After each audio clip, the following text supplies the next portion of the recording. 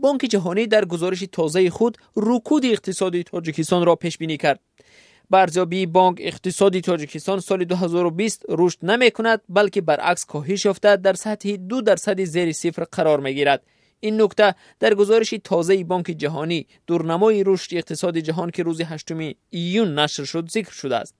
چون این رکود اقتصاد برای تاجیکستان از سال 1997 زمانی امضای سازشنامه صلح بی سابقه است، اما مقامات در تاجیکستان با این ارزیابی بانک جهانی راضی نیستند و بنابر پیشبینی وزارت رشد اقتصاد و سودا، اقتصاد تاجیکستان امسال رشد 5% خواهد داشت.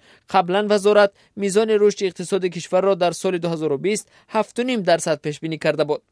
یک مقام وزارت رشد اقتصاد و سودا روز 9 ایون در صحبت با رادیو آزادی گفت این پیشبینی‌های بانک جهانی پسیمیستانه است و بار هم درست نبرآمدند.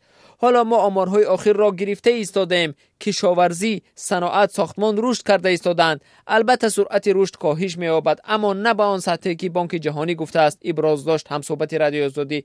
با گفته کارشناسان ضربه اساسی کرونا ویروس به اقتصاد تاجیکستان اساساً از دو سمت می‌رسد. از یک سو انتقال‌های پولی مهاجران کم می‌شود که درآمدی اساسی خانواده‌ها در تاجیکستان است، از سوی دیگر امکانات صادرات محصولات پالایزی محدود می‌شود چون بازار اساسی صادرات محصولات کشاورزی تاجیکستان روسیه است و اقتصاد این کشور هم دچار رکود شده، طلبات به محصولات وارداتی کاهش یافته است. سرگی زریع، کارشناس ارشد بانک جهانی دایر به کشاورزی، در یک نشست آنلاینی این سازمان در این رابطه گفت انتقال پول بنابر پیشبینی بانک جهانی 30% کم می شود. بی قرب شوی اسعار ملی باعث گران شدن مال و محصولات وارداتی می شود. این دو عامل به کشورهای وارد کننده سخت ضربه میزنند، خصوصا به تاجیکستان که 60% محصولات خوراکواری را از خارج وارد میکند.